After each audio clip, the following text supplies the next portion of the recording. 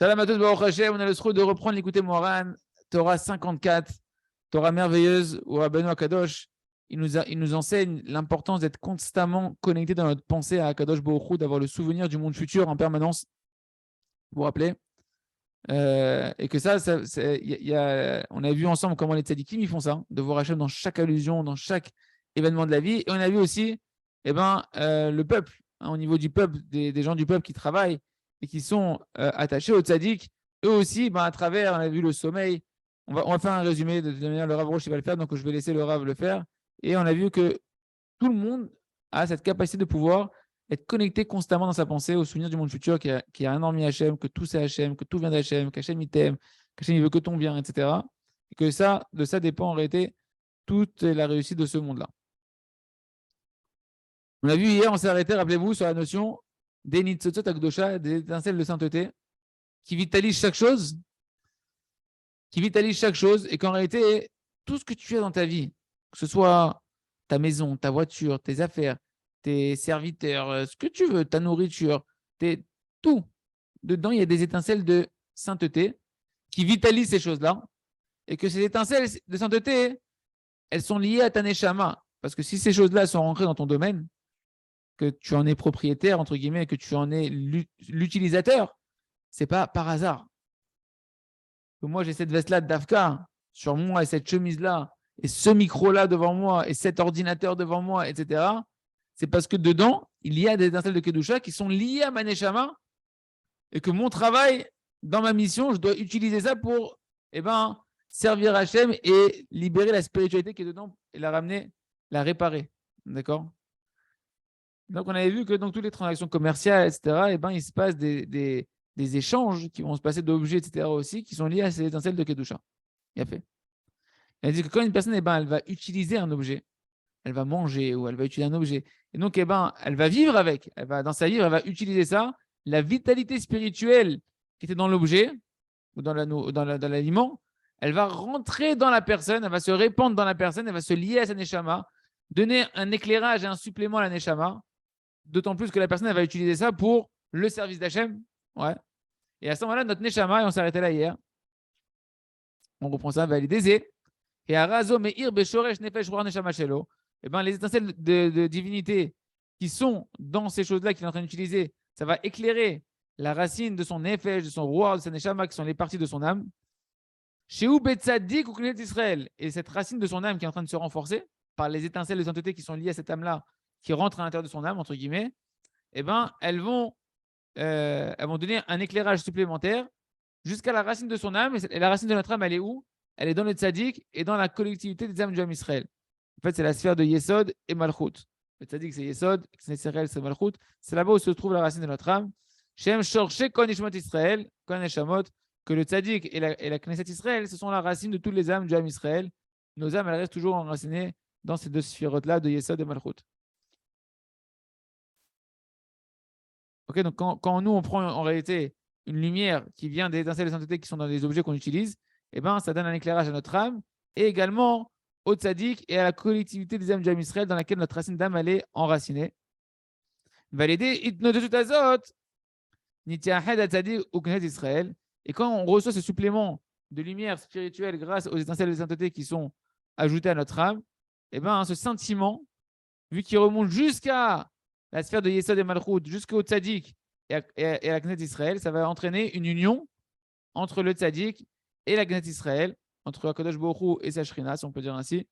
Anikraim Massa ou Matan, que comme on a vu dans la Torah au préalable, le tzaddik il est appelé Massa et la Knesset Israël elle est appelée Matan. Massa ou Matan, c'est le commerce, les transactions commerciales. Ouais.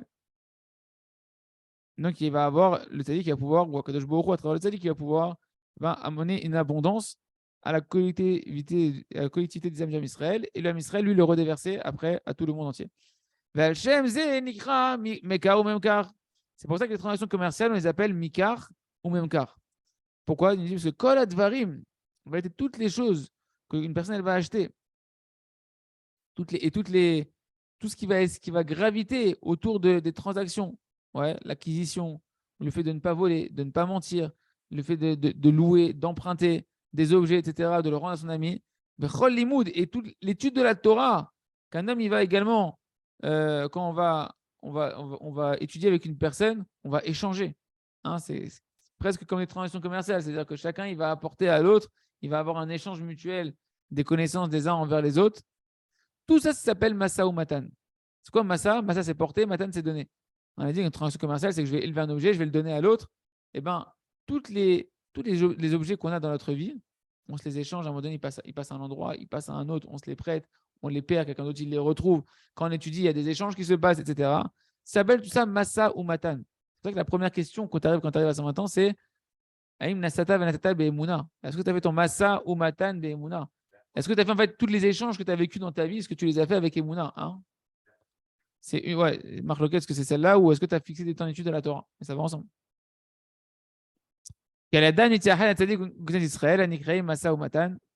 Donc, parce que grâce à cela, eh ben, ils vont s'unir le tzaddik et l'assemblée des années d'Israël, qu'on appelle Massa ou Matan, les transactions commerciales, canal. Donc, quand un homme eh ben, il est en train de faire du commerce, conséquence pratique, et que tu fais ton commerce, que tu fais tes affaires avec Emouna, eh ben, c'est bien que toi, tu penses qu'à ce moment-là, quand tu fais ton commerce, que tu le fais pour justement eh ben, libérer et réparer les étincelles d'âme qui sont enfermées dans tout ce qui va graviter dans ton travail. Parce que quand tu vas avoir conscience qu'il y a quelque chose de spirituel qui se passe, qu'en réalité, tout ce qui se passe, c'est organisé par Kadosh Baruch Hu, eh ben, ça va alimenter ta neshama, tu vas libérer ces étincelles de Kedusha, tu vas les réparer, et ça va alimenter ton âme et permettre de faire une union entre le tzaddik et les âmes du Ham Israël, donc amener de l'abondance sur toi, sur tout l'Am Israël et sur tout le monde. Donc on fait un résumé, les amis, de tout ce qu'on a vu jusqu'à présent, tous les tikkunim qu'on a vu dans cette Torah-là, pour le commun des mortels, pas pour les tzaddikim, mais pour le commun des mortels. On reprend le verset et on le redécoupe et on revoit qu'est-ce que ça veut dire.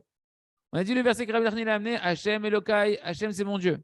Ça, c'est se souvenir du monde futur. Rappelez-vous, Hachem Elokai, c'est le nom d'Hachem de miséricorde, de rigueur, que les deux ils font un, que Hachem il est que bon et que bonté.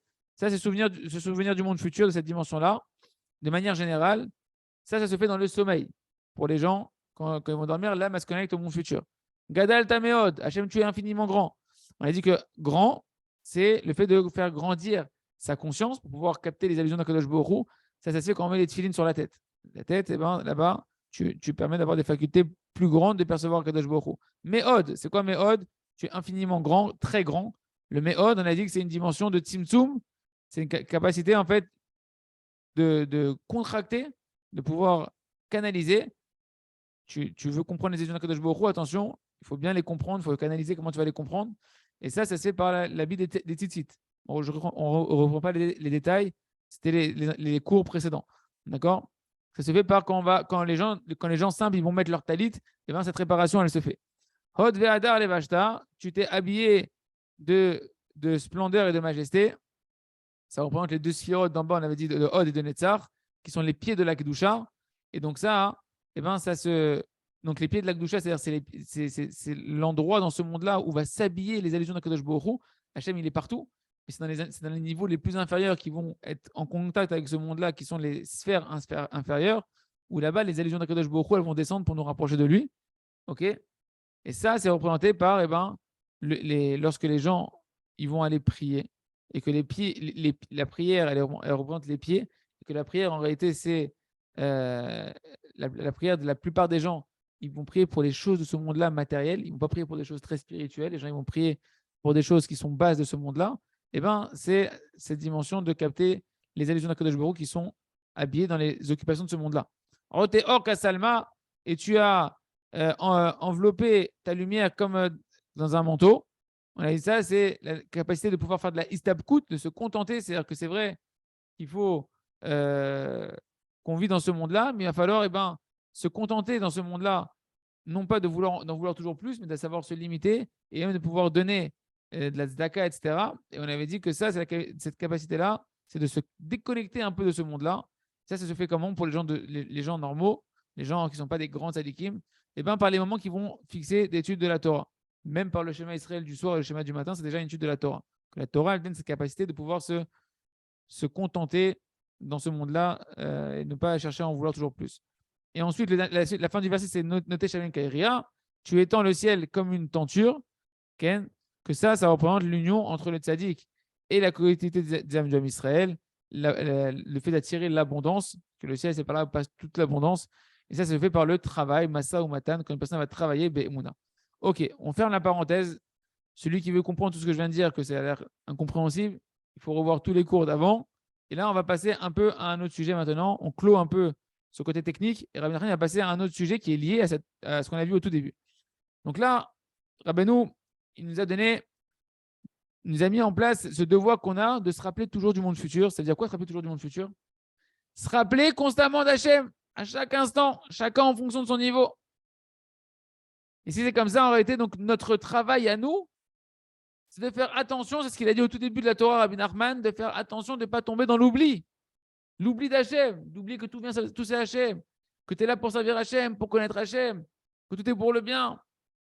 Que l'oubli, c'est le contraire du souvenir. Rappelez-vous, au début de la Torah, Rabbeinu, il a dit que d'où elle provient l'oubli. L'oubli, quand on parle de l'oubli, c'est d'oublier Hachem. Ouais. D'où il provient l'oubli d'Hachem? Il avait dit que c'était à cause de la mort du cœur. Hein, le cœur, il peut être éveillé, tu peux être vivant spirituellement, ou tu peux être un mort vivant. Et maintenant, Rabbeinu va nous expliquer à quoi on doit faire attention pour ne pas tomber dans la mort du cœur. Comment faire attention pour que le cœur ne tombe pas dans l'oubli? La mort du cœur, en fait, c'est quand le cœur ne pense pas à Hachem, quand le cœur il ne vit pas avec Hachem, quand le cœur il a oublié combien Hachem il aime, quand le cœur il a oublié pourquoi je suis là, etc. Donc on va voir comment se protéger de ne pas tomber dans cet oubli du cœur, dans cette mort du cœur. Et qu'est-ce qui entraîne la mort du cœur et la perte du souvenir d'Akadosh Baruch Hu.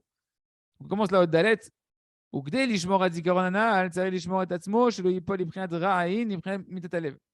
dit pour préserver ce souvenir-là, de se rappeler toujours d'Hachem et du monde futur, il faut se préserver de ne pas tomber dans le mauvais œil.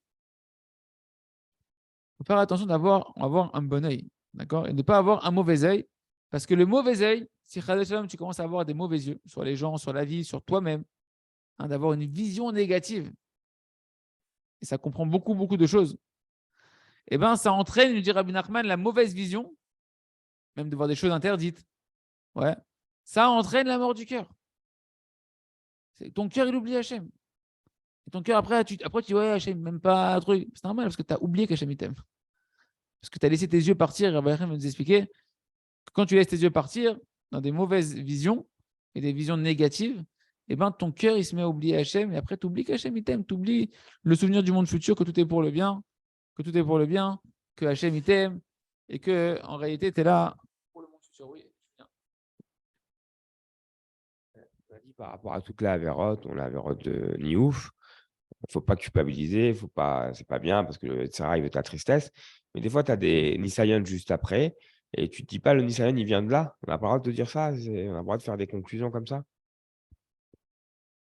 Je veux dire que si une personne elle est tombée, par exemple, dans des regards interdits, et on a expliqué qu'il ne faut pas se culpabiliser, parce que sinon on tombe dans la tristesse et que ça risque encore plus de dégringoler si c'est le d'Hachem, et que la grande faute, c'est la tristesse. Ouais. Mais d'un coup, tu dis, après, si j'ai une épreuve derrière, c'est normal que je vais me dire que cette épreuve, elle vient à cause du fait que j'ai mal regardé, j'ai vu des choses qu'il ne fallait pas voir. Ok. Tant qu'une personne. Quand est-ce qu'on fait cette analyse-là? On va prendre comme ça. C'est quand qu'il faut faire cette analyse? Quand tu fais ton ardi de des doutes. Quand tu fais ton ardi de des doutes, ouais, à ce moment-là, tu vas repasser toute ta journée. Et effectivement, tu vas voir que dans ta journée, entre-temps, tu es resté Bessimra. C'est-à-dire qu'une personne, je vais faire on va faire un petit peu, si tu veux, le scénario, comment ça se passe. Le bonhomme, Chad Shalom, il est là, il était bien, puis d'un coup, il se fait attaquer par le Yitzhara, et il voit une photo, il voit un truc qu'il ne voulait pas voir, etc. Okay. Au lieu de se culpabiliser, là, tout de suite, là, qu'est-ce qu'il fait? Je fais un nouveau départ, comme ça, Hachem il a voulu que je vois ça, etc. Je dois être Bessimra, je vais rester Bessimra, j'oublie ça. Je fais comme si il ne s'est rien passé, je fais un nouveau départ, Bessimra, et je ferai le chouva plus tard. Okay.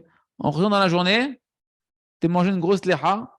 Tu dis, ah, mais attends, je suis sûr, c'est parce que quand j'ai vu la photo là-bas, je me suis un peu laissé kiffer le Yitzhara là-bas, etc. Ok. Quand tu arrives à ton lundi de doute, toi, tu t'efforces durant toute la journée de ne pas penser à ça. De rester Bessimra, mais tu sais, faut faire tous les conseils de Rabbi Nachman, tu ne peux pas les prendre à moitié. L'Aïd Bedout, c'est ultra central dans la Torah de Rabbi Nachman, dans la Beth Hashem. Tu sais que tu as cette heure d'Isbod doute, et dans cette heure d'Isbod doute, là, tu vas rentrer dans le sérieux de l'analyse. Mais de l'analyse positive, puisqu'on a dit que le souvenir d'Hachem, c'est qu'Hachem il t'aime, que tout est pour ton bien, et que dans toutes les allusions, Hachem il veut te rapprocher de lui. On dit, attends, Hachem, tu commences à être bedout, Hachem, il m'aime toujours. Hachem, il veut que mon bien. Il m'arrivera que du bien. Tout ce qui m'est arrivé, c'est que du bien. Pourquoi c'est que du bien? Parce que Hachem, il veut que me rapprocher de lui. Il veut me faire encore plus de bien, etc. quand je vais me rapprocher de lui. Ok. Maintenant que j'analyse, que j'ai une bonne vision d'Hachem. Donc une bonne vision de la vie, un bon œil de la vie. Un bon œil de moi-même, un bon œil d'Hachem. Je vais pouvoir commencer à interpréter positivement ce que j'ai vécu. Qu'est-ce que j'ai vécu? Je me suis mangé une tlecha. C'est un appel d'Hachem. C'est une grosse allusion d'Hachem. C'est même plus une allusion, c'est une claque, quoi. J'ai un Nisayon, j'ai une épreuve dans ma journée. D'où ça vient? Ah, peut-être que Kadosh Baruch Hu, il m'a envoyé cette épreuve-là parce que j'ai trébuché dans mes yeux à ce moment-là. Il a fait. Donc, en fait, cette épreuve-là, elle est positive. Elle vient m'aider à faire tchouva sur ce que je me suis éloigné d'Hachem quand j'ai vu ce qu'il ne fallait pas voir. Je demande pardon à Kadosh Baruch Hu. Je regrette. Je mets en place un système d'étudier Jardin de la pureté, de prier sur ça tous les jours. Je demande l'aide à Hachem de ne pas recommencer. Mais c'est où? Et Akadosh Baruch Hu, il n'a plus besoin de me laisser mon épreuve qui était là pour me rappeler que j'avais vu des choses qui ne sont pas bien, puisque je me suis maintenant remis sur les rails. Donc Hachem, il va t'enlever ce problème qui est venu te rappeler que tu as vu quelque chose de pas bien. Et donc en fait, ce problème il était positif pour te rapprocher d'Akadosh Baruch Hu. Tu t'es rapproché d'Hachem, le problème il n'a plus lieu d'être. Et Akadosh Baruch Hu, il peut donner encore plus de bien, un bien véritable, parce que tu te rapproches de lui. Ça va? La boucle, elle est bien bouclée? Il a fait... Donc, chaque conseil au bon moment. 23 heures pour Purim, 1 heure Kippour. Mais quand tu fais Kippour avec une dimension positive, pas une dimension de Rasra. OK? On continue. Donc, c'est quoi un mauvais œil? Vu que le mauvais œil, c'est lui qui te fait perdre en réalité la vitalité dans ton cœur et qui te fait oublier Hachem, qui te fait oublier le souvenir d'Hachem. C'est quoi un mauvais œil? Le Rav me dit qu'en fait, un mauvais œil, c'est lorsqu'une personne, elle n'est pas heureuse de sa part. Quand une personne, elle n'est pas satisfaite de ce qu'elle a, qu'elle commence à jalouser, commence à convoiter, elle commence à comparer ce qui se passe chez les autres. Et elle commence à se jeter, comme on dit, ce qui ne lui appartient pas, avec du désir. Ken. C'est quoi un bon œil? C'est un homme qui est heureux de sa part. C'est un homme qui est pleinement heureux de sa part, qui sait que tout ce qu'il a besoin pour faire sa mission, c'est ce qu'il a. Et que s'il avait besoin d'autre chose pour faire sa mission, il l'aurait. Donc s'il ne l'a pas, c'est que pour l'instant, il n'a pas besoin, il est heureux de sa part. Et donc, il est heureux de la part de chacun. Parce qu'il sait que chacun, il a ce qu'il a besoin pour servir Hachem, pour faire sa mission. Donc, il ne convoite pas ce qui se passe chez les autres. Quand il voit une réussite matérielle ou spirituelle chez son ami, ben comme lui, il est heureux de sa part, il a un bon œil. Je suis content pour toi, mon frère. Je suis content, mamache, pour toi. Il n'y a pas de jalousie à l'intérieur de lui-même. Et ça, d'où l'importance de la Shmirat HaEnaim, de préserver ses yeux, d'apprendre à fermer ses yeux, de ne pas voir ce qui se passe autour. Et on ne parle même pas des choses sales, de ne pas regarder la voiture de ton copain, la maison de ton copain, la femme de ton copain, le boulot de ton copain, le contrat de ton copain. Regarde pas tout ça, mon ami. Ce qui se passe chez ton frère, chez truc. Non. Préserve tes yeux. Parce que sinon, tu vas voir, tu vas désirer, et donc tu vas avoir un mauvais œil, tu vas avoir un Yetzirah qui va rentrer, ton cœur il va s'éteindre. L'œil il voit, le cœur il convoite. Le cœur il s'éteint, tu oublies Hachem. Tu oublies Hachem dans la rasra, ça y est. Tu as oublié qu'Hachem il t'aime, tu as monté tout seul, c'est la galère, c'est la rasra, c'est les angoisses, c'est l'Arseb, c'est le truc, tout ce que tu veux. Ken. C'est ça qu'on appelle un mauvais œil. Que ce mauvais œil-là, eh ben, il va entraîner la mort du cœur. Comme c'est marqué, Noef Isha Raserlev. Un homme qui est débauché avec la femme, ouais, donc c'est les yeux. Rabbi Nachman nous a expliqué que l'essentiel de la débauche avec les femmes, c'est les yeux. Raserlev, il manque de cœur.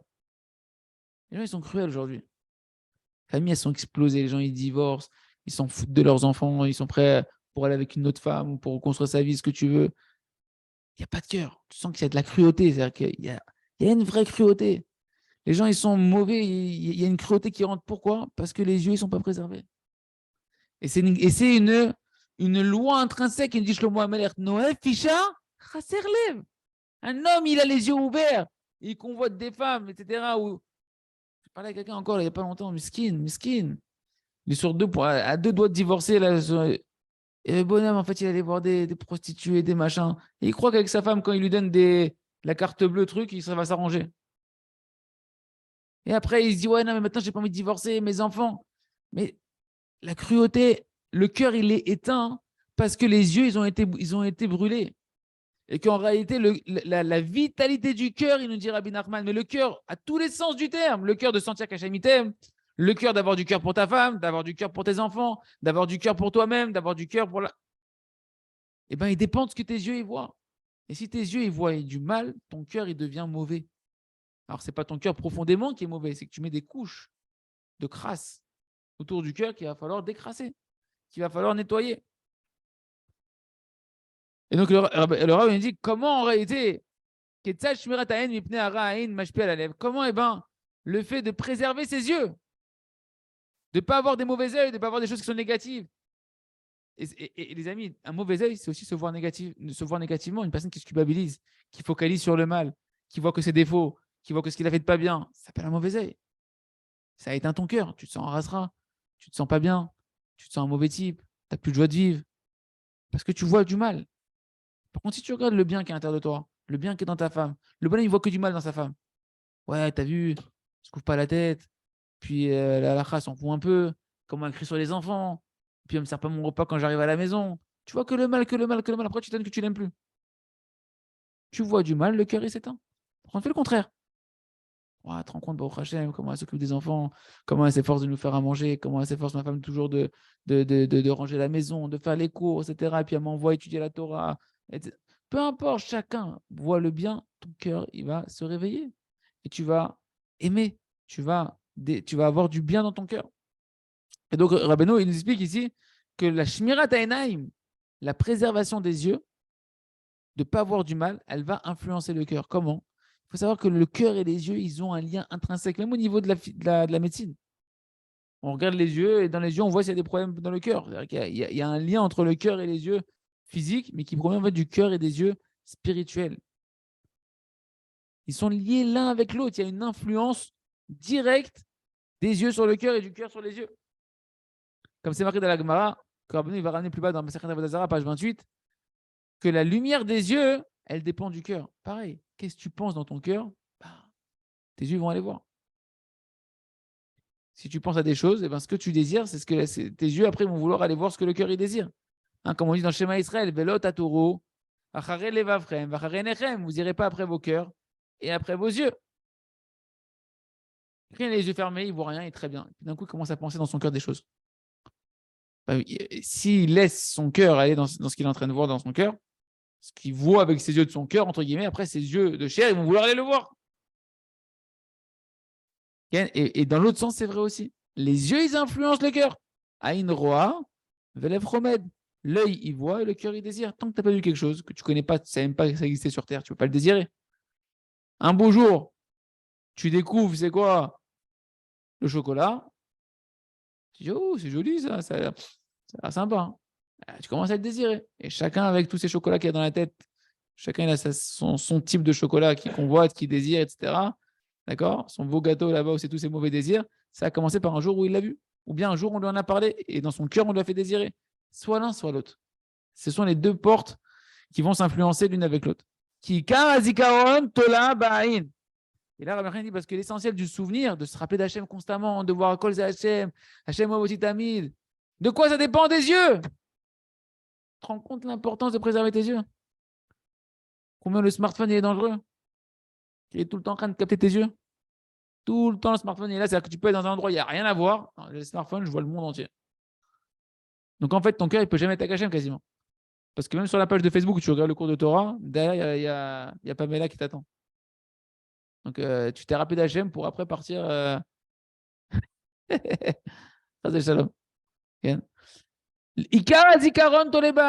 L'essentiel du souvenir d'Hachem, qu'Hachem il t'aime, que tu pour le bien, qu'Hachem il veut t'aider, qu'Hachem va te faire encore plus de bien, ça dépend des yeux, il dit Rabbi Nachman. De l'œil saint, d'avoir un œil kadosh. C'est ça qu'on dit dans le schéma Israël avec les tefilines. Qu'est-ce qu'on dit dans les tefilines? Tu mettras les tefilines de la tête, tout ça, entre les yeux. Mais comment c'est marqué? Afin que tu te souviennes entre tes yeux. Pourquoi tu mets les tefilines entre les yeux? Les parachas de Hachem il t'aimera, et tu aimeras Hachem ton Dieu, etc. Tous les parachas qui sont dans le schéma Israël que tu mets dans les tefilines. Pourquoi tu les mets sur la tête entre les yeux? Pour te dire que si tu veux te rappeler d'Hachem et aimer Hachem, qu'Hachem il t'aime, c'est entre tes yeux que ça se passe, mon ami. C'est sur ça qu'il faut travailler. C'est sur ça qu'il faut travailler. Tu Que les tefilines qui sont sur la tête, que eux, c'est le signe de la Gdusha, ouais, du sceau de la Gdusha. Hachem nous a ordonné de le mettre où? Entre les yeux. Pour pouvoir influencer une Gdusha quand tu mets les tefilines pendant 1 heure par jour au moins, que tu rentres cette Gdusha-là dans ta tête au niveau de tes yeux pour ne pas endommager les yeux.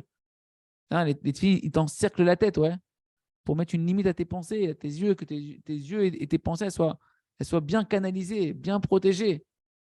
Et la Torah, elle appelle comment elle appelle ça? Zikaron benenecha. Un souvenir entre tes yeux. Pour lui enseigner que le souvenir, il dépend des yeux. Le souvenir d'Hachem, qu'Hachem il t'aime, qu'Hachem il est avec toi, ça dépend des yeux. Parce que l'oubli d'Hachem, il vient du mauvais œil. Quand un homme, il endommage ses yeux, il endommage le souvenir d'Akadosh Baruch Hu. Aliédé mitatalev, ça va entraîner la mort du cœur, qui est le fait d'oublier Hachem. Meprinat nishkarti kemet milev, comme c'est marqué dans Télim 31, j'ai oublié comme quelqu'un qui le cœur il est mort. Nishkarti kemet milev, comme un cœur qui est mort, je t'ai oublié. D'accord? Quand tu oublies une personne, c'est que tu l'aimes plus en fait. Tu te souviens de qui? Des gens que tu aimes.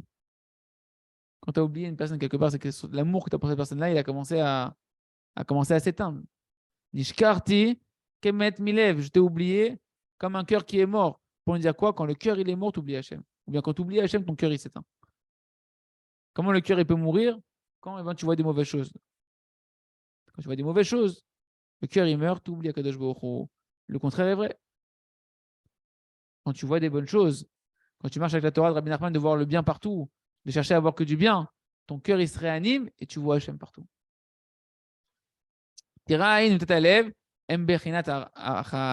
Parce que le mauvais œil et la mort du cœur, c'est une seule et même dimension. Ken? Donc celui qui va par contre avoir un bon cœur, celui qui va avoir un bon œil, lui il va voir Hachem partout. Il va se rappeler, et il va être tout le temps heureux celui-là. Parce que là, il voit partout l'amour d'Hachem. Comment il fait celui-là? Il préserve ses yeux. Il essaie de voir que le bien en lui-même, dans sa femme, dans ses amis. Il ne convoite pas les autres.